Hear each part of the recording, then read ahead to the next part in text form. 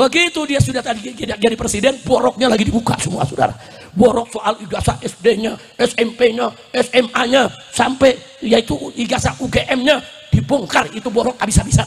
Habis-habisan. Korupsinya, nepotismenya, bahkan sekarang rakyat di mana-mana terbuka. Ternyata begini borok 10 tahun saat memimpin Indonesia, saudara. Presiden kita berkali-kali berteriak, ayo perangi koruptor. Saya akan perangi koruptor. Saya tidak takut itu ancaman koruptor.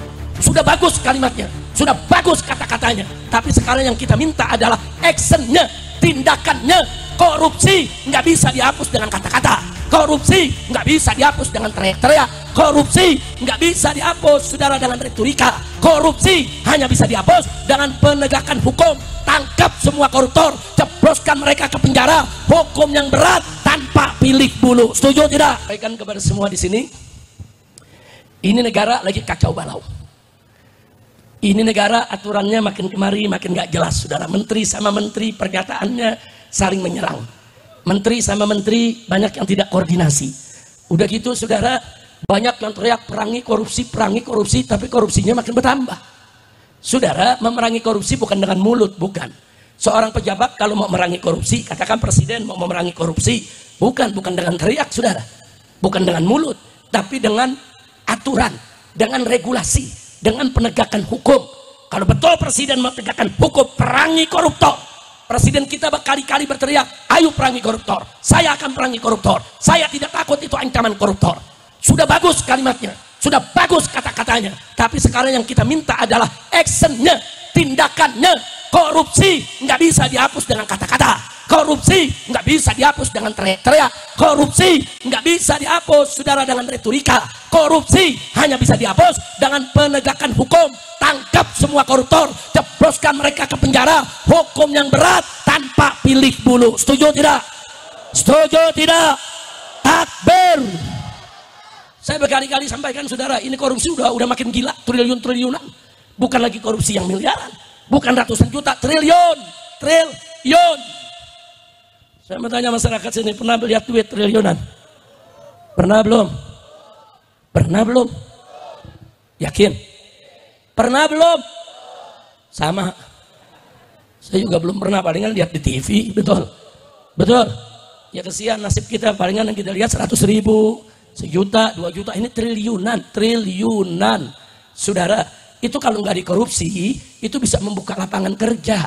Itu kalau nggak korupsi, saudara, itu bisa bikin pabrik di mana-mana. Itu kalau nggak dikorupsi, saudara, sebagaimana dikatakan oleh saudara Bambang, mantan pimpinan KPK, itu kalau hasil tambang tidak dikorupsi, saudara, 1 warga Indonesia, setiap orangnya di Indonesia itu bisa dapat gaji buta 20 juta per bulan. Kalau nggak ada korupsi, Anda nih dapat 20 juta per bulan, yang dewasa sampai yang bayi, saudara. Dihitung, ini mengatakan begini, mantan salah satu pimpinan KPK, saudara. Dia hitung sekian banyak yang korupsi, sekian triliun, saudara. Itu kalau digabung bisa menggaji orang Indonesia tanpa kerja, gaji buta 20 juta per bulan, saudara. Maka itu korupsi udah kelewatan. Dulu di zaman Pak Harto, Orde Baru, korupsi ada, bukan nggak ada, cuman korupsinya masih di kolong meja. Tahu korupsi di kolong meja? Masih ada rasa malu, saudara. Ada korupsi kolong meja, saudara. Begitu kita masuk reformasi 98, korupsinya naik di atas meja, saudara. Naik tingkat, korupsinya di atas. Begitu zaman Jokowi 10 tahun, ambil meja-mejanya dibuang lari. Kacau tidak? Kacau tidak? Kacau tidak? Makanya, saudara, saya sudah berikan masukan nasihat kepada Bapak Presiden melalui ring satunya, saudara, orang-orang yang ada di sekitarnya, saudara. Dari sebelum dilantik, saya sampaikan kepada mereka supaya disampaikan kepada Bapak Presiden, kalau nanti sudah dilantik tanggal 20 Oktober, tolong orang-orang bermasalah jangan lagi diangkat jadi pejabat, jangan diangkat jadi menteri, jangan diangkat di lingkungan presiden, jangan diangkat jadi komisaris di BUMN negara. Sampai saya sebut, saudara, Jokowi dan kroni-kroninya jangan dipakai. Saya sebutkan satu persatu namanya, si A, si B, si C, sampai sekian belas. Saya bilang, sampaikan ke Bapak Presiden, kalau orang-orang ini tetap dipakai, saudara, Presiden tidak akan pernah bisa bekerja dengan baik. Tidak, orang-orang ini akan merongrong, akan terus bikin masalah. Saya sebutin satu-satu itu nama saudara. Begitu selesai dilantik, bikin kabinet, yang saya sebutin semuanya masuk kabinet. Ini gimana ceritanya saudara? Kita kasih saran, usulan, nasihat, saya sebut nama satu-satu. Yang saya sebut, saudara, hampir semua masuk jadi pejabat saudara. Kita mesennya bukan diangkat jadi pejabat, jangan diberikan jabatan. Nah buktinya kita lihat, Jokowi dengan 17 menteri Prabowo saat ini, 17-17-nya orang-orang Jokowi saudara. Makanya jangan kaget kalau Prabowo lagi keluar negeri, menteri-menteri tadi mundar-mandirnya ke Solo. Presidennya di Jakarta, bukan di Solo. Lapor ke presiden yang di Jakarta, bukan lapor ke mantan presiden di Solo, betul? Maka itu saya tanya, kacau tidak? Kacau tidak? Nah tapi sungguh pun begitu ada kabar gembira. Mau tahu kabar gembiranya? Betul? Nah sekarang alhamdulillah, setan lagi pada ribut.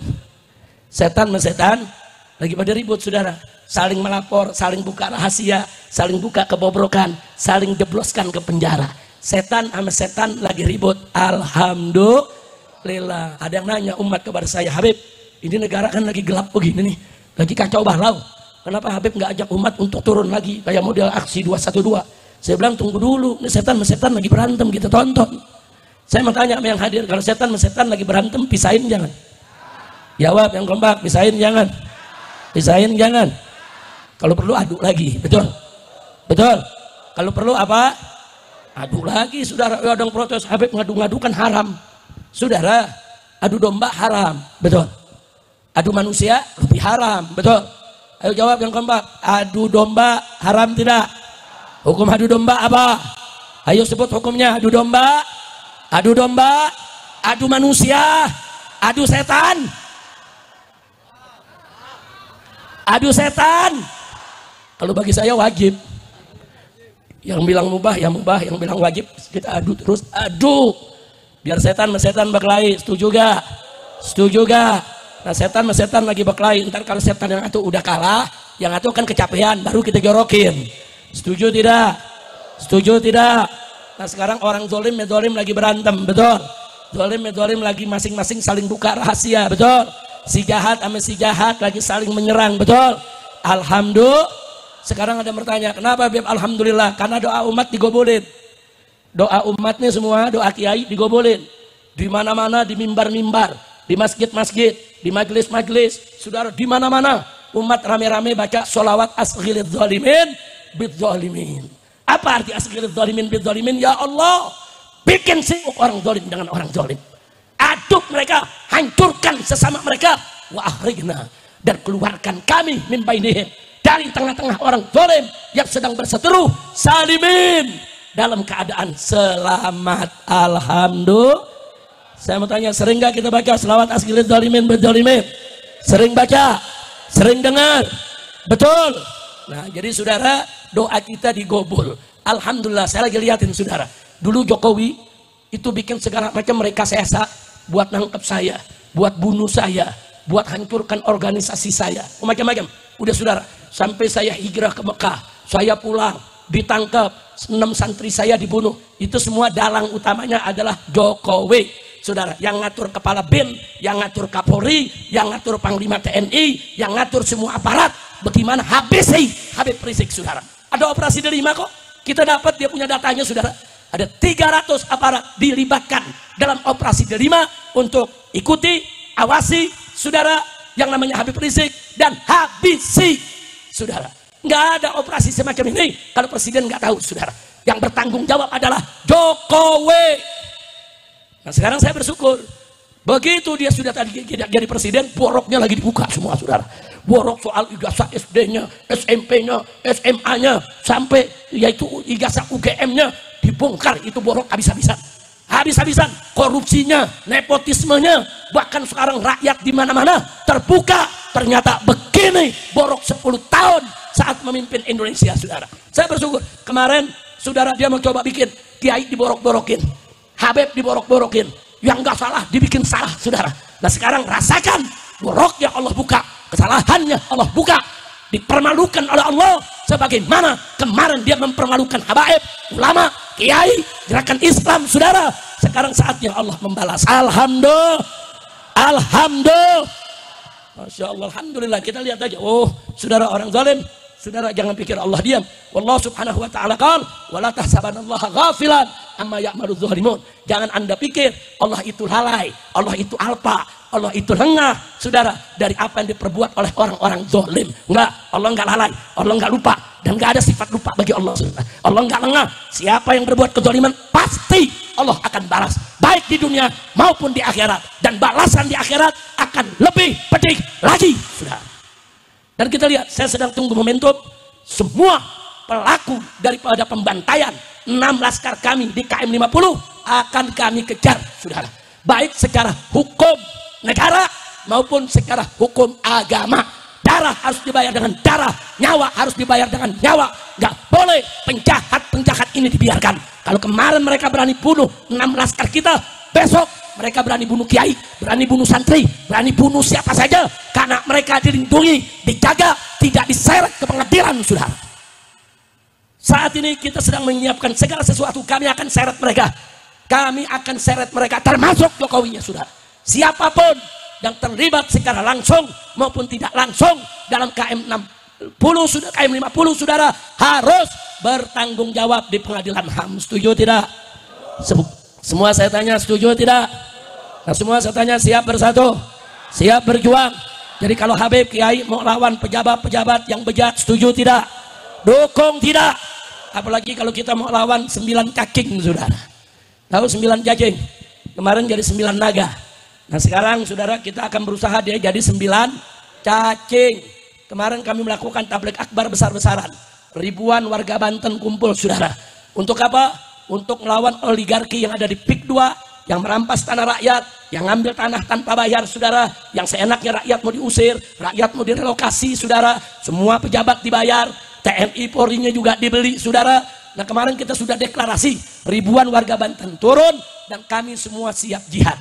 Kalau warga Banten diusir, dipaksa, saudara, tanpa ganti rugi yang sebenarnya, mereka semua akan angkat senjata jihad melawan naga-naga 9 yang sudah mulai kurang ngajar, menindas rakyat Indonesia akibat oknum pejabatnya bejat, banyak bisa dibeli. Betul? Memang itu saya mau tanya masyarakat Jawa Barat ini, kalau Banten udah bergolak Jawa Barat, siap tidak perang lawan oligarki busuk? Siap tidak perang lawan mafia jahat? Siap tidak perang lawan oknum-oknum pejabat yang menjadi jongos asing? Siap tidak? Siap bangkit? Siap berjuang? Takbir! Shallu ala nabi. Nah, maka itu saya minta selawat askir dzalimin bidzalimin teruskan baca di majelis taklim, di pesantren, saudara, di masjid-masjid, di langgar, di musola, di mana tempat, baca terus. Kita mohon pertolongan Allah agar yang zalim, saudara, disingkirkan oleh Allah Subhanahu wa taala, dan semoga pejabat-pejabat yang zalim semua disingkirkan. Saudara, saya kesian dengan Bapak Presiden. Kenapa? Ini ibaratnya 10 tahun Jokowi pesta, saudara, ngotorin piring, ngotorin sendok, garpu dan gelas. Nah sekarang Prabowo jadi presiden, Prabowo disuruh cuci itu. Disuruh cuci itu piring yang kotornya, gelas yang kotornya, saudara. Udah gitu begitu berhenti ninggalin utang lebih dari 10.000 triliun. 10.000 triliun. Nah dia yang utang, sekarang Prabowo yang mesti bayar, saudara. Maka itu kesian. Prabowo jadi presiden ditinggalkan segudang masalah. Makanya saya sampaikan kepada Bapak Presiden, tugasmu ini berat. Engkau ini nyuci piring, orang lain yang pesta. Engkau ini yang kalang kabut, orang lain yang korupsi.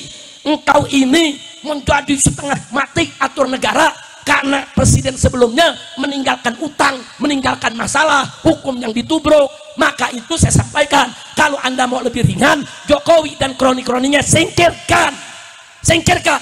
Kalau Jokowi dan kroni-kroninya disingkirkan oleh Bapak Presiden, para habaib, para ulama, para kiai siap untuk bantu Bapak Presiden memerangi koruptor dan membersihkan negara ini. Betul? Siap bantu Bapak Presiden, siap dukung Bapak Presiden. Takbir! Maka kita bisa katakan, kalau presiden serius mau perang lawan koruptor, jangan omong-omong saja, jangan ngomong saja, action, bertindak. Kami akan dukung Anda. Betul? Betul? Nah mudah-mudahan, saudara, suara kita didengar, dan saya yakin ini acara kita di sini, saudara, ini lagi didengerin, intel di BIN, lagi didengerin sama intel di Mabes Polri. Kemana saya ceramah diikuti, kemana saya ceramah direkam. Enggak, saya bukan mau berontak, saya cuman mau bela Islam, mau bela umat, mau bela rakyat, mau menegakkan keadilan. Kami tidak ridho kalau rakyat ditindas, rakyat diperas, rakyat lebih dimiskinkan. Itu aja. Kita nggak minta kursi, kita nggak minta jadi menteri, kita nggak minta duit, kita nggak minta tanah, enggak. Yang kita minta tegakkan keadilan, insya Allah.